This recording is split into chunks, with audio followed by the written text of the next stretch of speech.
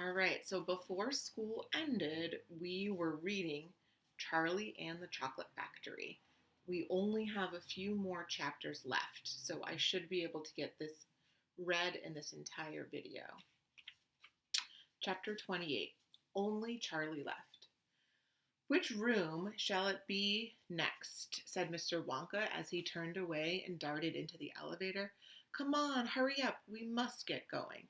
And how many children are there left now?" Little Charlie looked at Grandpa Joe, and Grandpa Joe looked back at Charlie. "But Mr. Wonka," Grandpa Joe called after him, "there's only Charlie left now." Mr. Wonka swung around and stared at Charlie. There was a silence. Charlie stood there holding tightly onto Grandpa Joe's hand. "You mean you're the only one left?" Mr. Wonka said, pretending to be surprised. "Why, yes," Charlie whispered. "Yes." Mr. Wonka suddenly exploded with excitement. "But my dear boy," he cried out, "that means you've won." He rushed out of the elevator and started shaking Charlie's hand so furiously it nearly came off. "Oh, I do congratulate you," he cried. "I really do. I'm absolutely delighted. It couldn't be better. How wonderful this is. I had a hunch, right from the beginning, that it was going to be you. Well done, Charlie. Well done. This is terrific. Now the fun is really going to start. But we mustn't dilly. We mustn't dally. There's even less time to lose now than there was before. We have an enormous number of things to do before this day is out. Just think of the arrangements that have to be made, and the people we have to fetch. But luckily for us, we have the great glass elevator to speed things up. Jump in, my dear Charlie, jump in. You too, Grandpa Joe, sir. No, after you. That's the way. Then. This time I shall choose the button we are going to press." Mr. Wonka's bright, twinkling blue eyes rested for a moment on Charlie's face.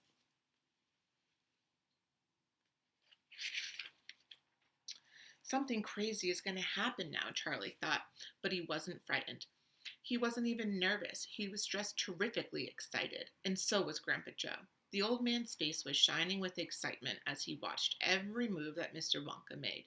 Mr. Wonka was reaching for a button high up on the glass ceiling of the elevator. Charlie and Grandpa Joe both craned their necks to see what it said on the little label inside the button. It said, "Up and out." "Up and out," thought Charlie. "What sort of a room is that?" Mr. Wonka pressed the button. The glass doors closed. "Hold on," cried Mr. Wonka. Then, wham! The elevator shot straight up like a rocket. "Yippee!" shouted Grandpa Joe. Charlie was clinging to Grandpa Joe's leg, and Mr. Wonka was holding onto a strap from the ceiling. And up they went, up, up. Straight up this time, with no twistings or turnings, and Charlie could hear the whistling of the air outside of the elevator. Went faster and faster. "Yippee!" shouted Grandpa Joe again. "Yippee! Here we go." "Faster!" cried Mr. Wonka, banging the walls of the elevator with his hand. "Faster, faster! If we don't go any faster than this, we shall never get through." "Through what?" Grandpa Joe shouted. "What have we got to get through?" "Aha!" cried Mr. Wonka. "You wait and see. I've been longing to press this button for years, but I've never done it until now. I was tempted many times. Oh, yes, I was tempted, but I couldn't bear the thought of making a great big hole in the roof of the factory. Here we go, boys, up and out." "But you don't mean," shouted Grandpa Joe, "you don't really mean that this elevator?" "Oh, yes, I do," answered Mr. Wonka. "You wait and see. Up and out." But, it's made of glass," shouted Grandpa Joe. "It'll break into a million pieces." "I suppose it might," said Mr. Wonka, cheerful as ever. "It's a pretty thick glass, all the same." The elevator rushed on, going up and up and up, faster and faster and faster. And suddenly, crash! The most tremendous noise of splintering wood and broken tiles came from directly above their heads, and Grandpa Joe shouted, "Help! It's the end! We're done for!" And Mr. Wonka said, "No, we're not. We're through. We're out." Sure enough, the elevator had shot right up through the roof of the factory and was now rising into the sky like a rocket. And the sunshine was pouring through the glass roof. In 5 seconds, they were thousands of feet up in the sky. "The elevator's gone mad," shouted Grandpa Joe. "Have no fear, my dear sir," said Mr. Wonka calmly, and he pressed another button. The elevator stopped. It stopped and hung in midair, hovering like a helicopter, hovering over the factory and over the very town itself, which lay spread out below like a picture postcard. Looking down through the glass on the floor he was standing on, Charlie could see the small, faraway houses and streets and the snow that lay thickly over everything. It was eerie and frightening feeling to be standing on clear glass high up in the sky. It made you feel that you weren't standing on anything at all. Are we all right? Cried Grandpa Joe. How does this thing stay up? Candy power, said Mr. Wonka. 1,000,000 candy power. Oh, look, he cried, pointing down. There goes the other children. They're returning home.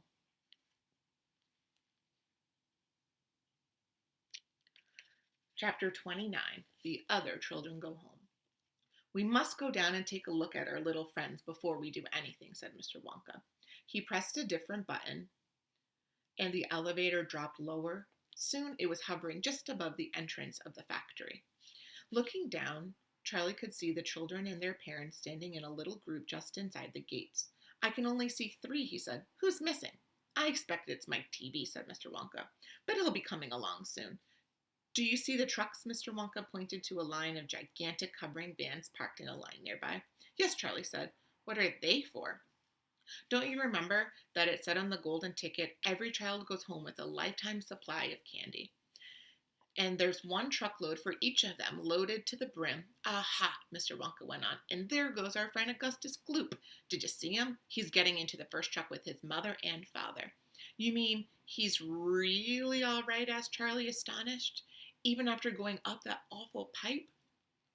He's very much all right, said Mr. Wonka. He's changed, said Grandpa Joe, peering down through the glass of the elevator. He used to be fat. Now he's thin as a straw.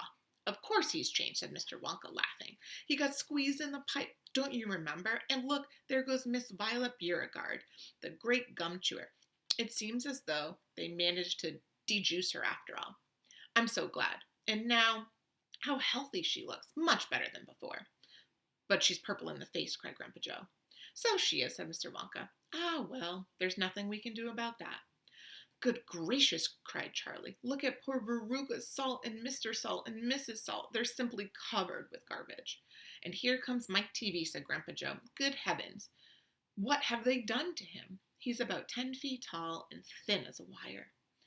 They've overstretched him on the gum stretching machine, said Mr. Wonka. How very careless. But how dreadful for him, cried Charlie.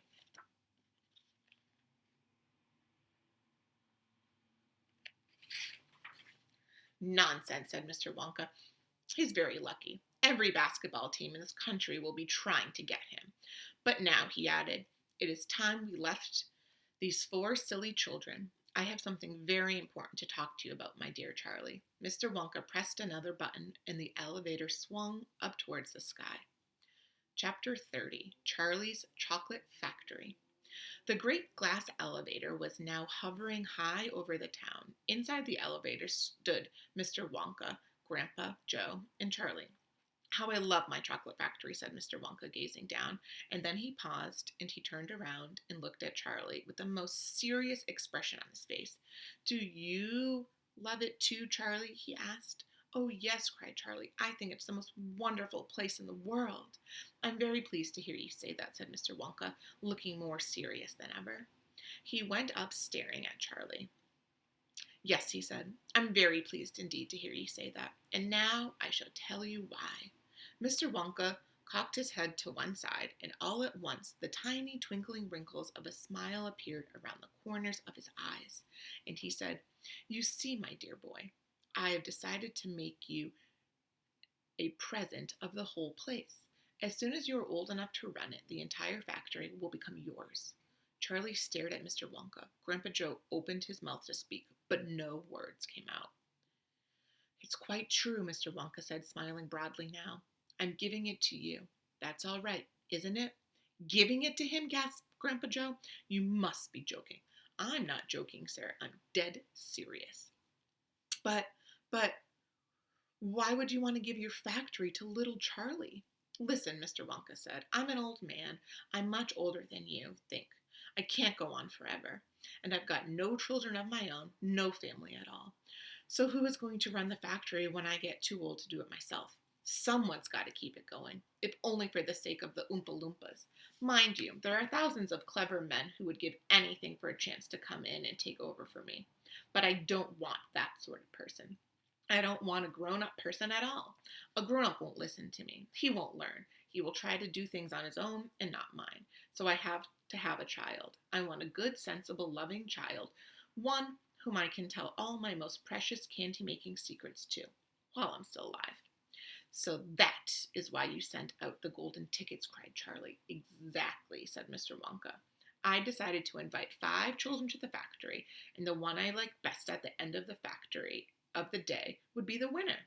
But Mr. Wonka, stammered Grandpa Joe, do you really and truly mean that you're giving the whole of this enormous factory to little Charlie after all? There's no time for arguments, cried Mr. Wonka. We must go at once and fetch the rest of the family. Charlie's father and mother, and anyone else that's around. They can live in the factory from now on. They can all help run it until Charlie is old enough to do it by himself. Where do you live, Charlie?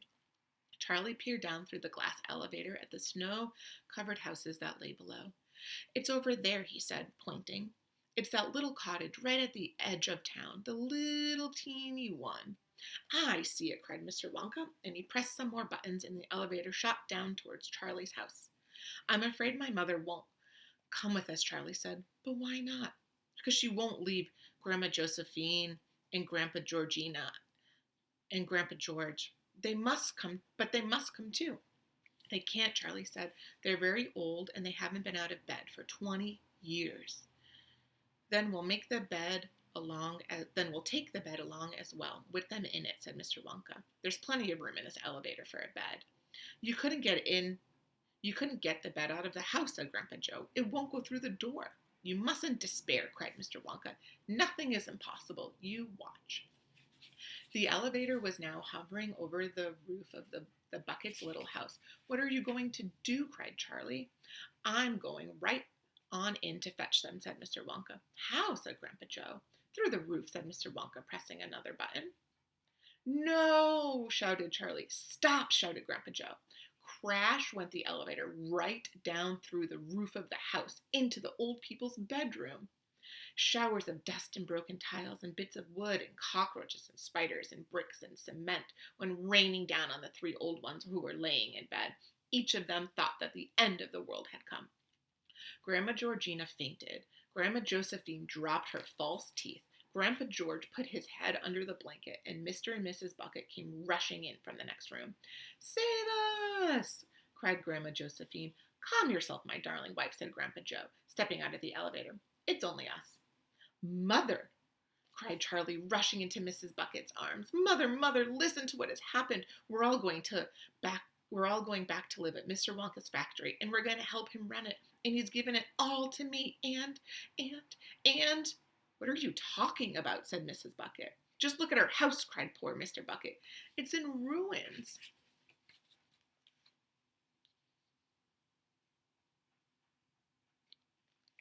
My dear sir, said Mr. Wonka, jumping forward and shaking Mr. Bucket's hand warmly. I'm so very glad to meet you. You mustn't worry about your house. From now on, you're never going to need it again. Who is this crazy man? Screamed Grandma Josephine. He could have killed us all. This, said Grandpa Joe, is Mr. Willy Wonka himself. It took quite a time for Grandpa Joe and Charlie to explain to everyone exactly what had been happening to them all day. And even then, they all refused to ride back to the factory in the elevator. I'd rather die in my bed, shouted Grandma Josephine. So would I, cried Grandma Georgina. I refuse to go, announced Grandpa George. So Mr. Wonka and Grandpa Joe and Charlie, taking no notice of their screams, simply pushed the bed into the elevator. They pushed and Mr. and Mrs. Bucket in after it. Then they got in themselves. Mr. Wonka pressed a button. The doors closed. Grandma Josephine screamed, and the elevator rose up off the floor and shot through the hole in the roof out into the open sky. Charlie climbed onto the bed and tried to calm the 3 old people who were still petrified with fear. Please don't be frightened, he said. It's quite safe, and we're going to the most wonderful place in the world. Charlie's right, said Grandpa Joe. Will there be anything to eat when we get there? Asked Grandma Josephine. I'm starving. The whole family is starving. Anything to eat, cried Charlie, laughing. Oh, you just wait and see. The end. All right, we have finished Charlie and the Chocolate Factory.